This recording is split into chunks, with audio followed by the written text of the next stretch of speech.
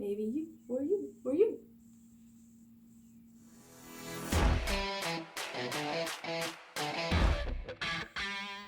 Hey yo, and welcome back to my channel where I talk about writer things, parent things, and writer-parent things. This week I'm going to be talking about one of my favorite writing philosophies. And I specifically think about this when I'm writing fantasy or any fantasy-like genre, but I think it can be applied to a wide variety of genres.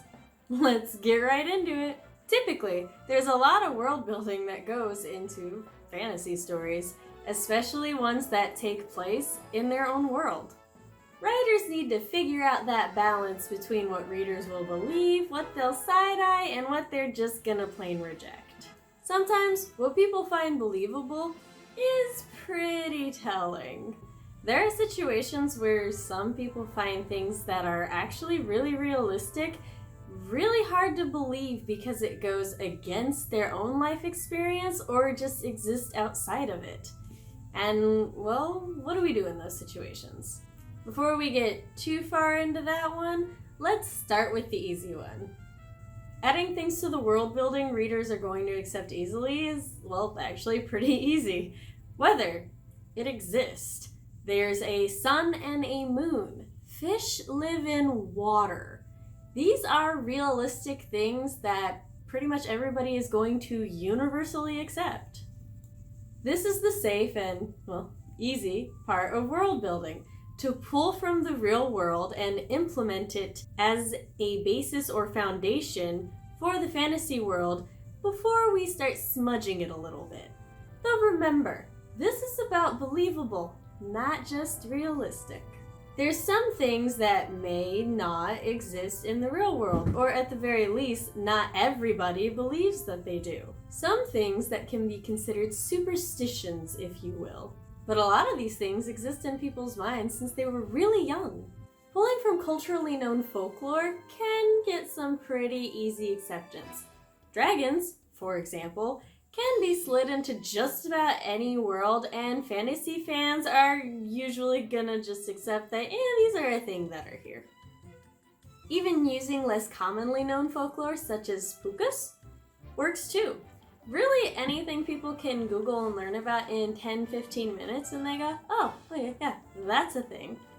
Just remember, while we're doing our own research into cultures, to be respectful about what we decide to use and what not to use.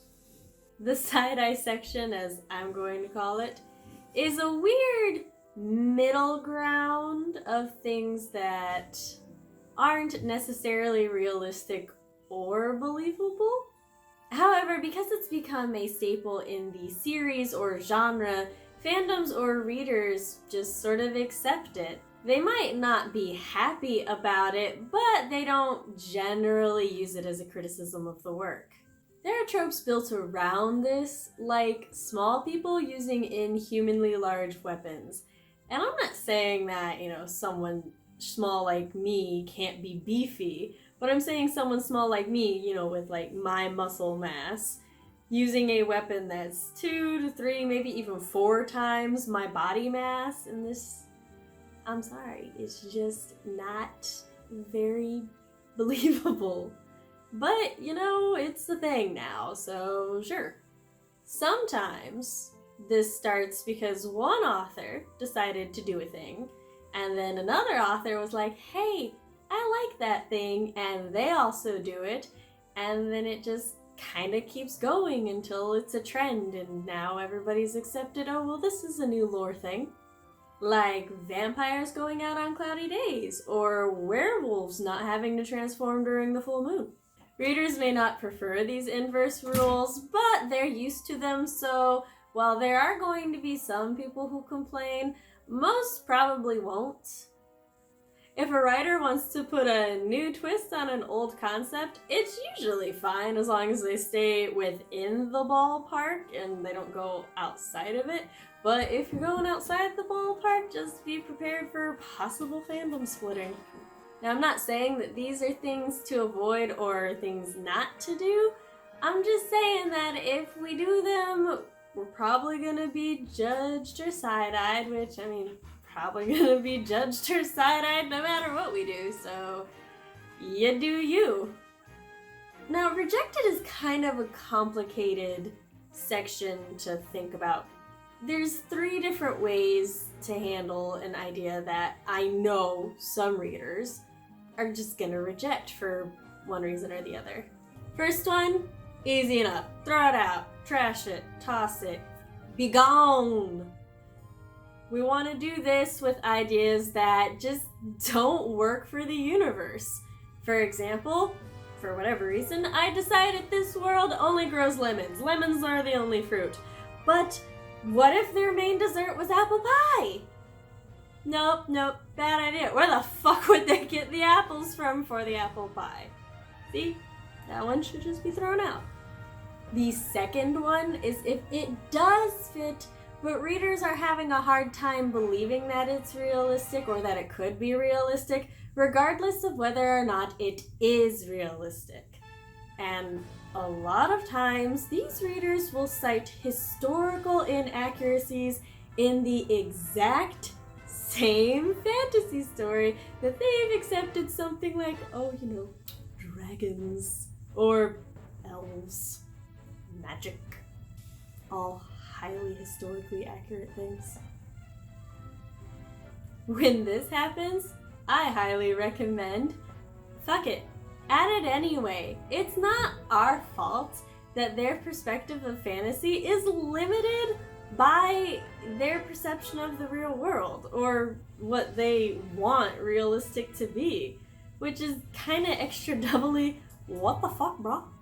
You can learn a lot about somebody through a discussion about what they do or do not find realistic in a fantasy setting. And number 3, when something's realistic, but it goes against most of the audience's life experience, so they don't find it very believable.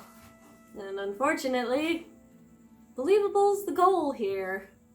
So sometimes it's just better to rework whatever it is you're trying to say until it's written in a way that most of the audience can understand. It really sucks to have to change something that's written realistically well, but unfortunately, it's far more important for it to be believable. Now, 2 and 3 may seem hard to tell apart, but usually in context, it's pretty obvious. But if it's not, or if unsure, ask some people whose opinion you genuinely trust. Now, as with many, dare I say all parts of the writing process, research can help with this. Whether it's researching tropes within the genre, researching other cultures to learn more about the world, get outside of our own culture bubble, and researching our own cultures. By the way, it is fascinating the traditions and habits that people practice without actually knowing why. And importantly, researching that audience and fandom that we want to write for. While yes, I wholeheartedly agree and live by write what I want to write and what I want to read, I still believe it is very important to know what my audience wants to read, what they're probably going to accept, what they're gonna side-eye, and what they're straight up gonna reject. Kinda helps me decide what to keep, what to change, and what to throw out. That's part of how I approach world building. I've always been fascinated by how fantasy and horror take the fantastical side of things and integrate them into the real world, or just in their own settings entirely. While researching writing, this philosophy is really the one that stuck out to me the most, and I hope that by sharing it, it helps somebody else. Alright, well, that's all I have for you this week. Remember, if you're curious about whether or not I can write, you can actually sign up to beta one of my short stories soon. Or also read the short story that I already have up on my website. If you'd just like to follow me for updates, you can stalk my social media here. I have Twitter, Tumblr, Instagram, and Facebook. Well, that's all I have for you this week. If you liked this video, please like, comment, and subscribe. Maybe ring-a-ding that bell so you can be notified of my videos every Wednesday. I'm also hosting write-in live streams on Monday for at least the month of April. We're trying it on YouTube, see if it works next week. Alright, see you then. Bye! People are like it's some time. Prepared.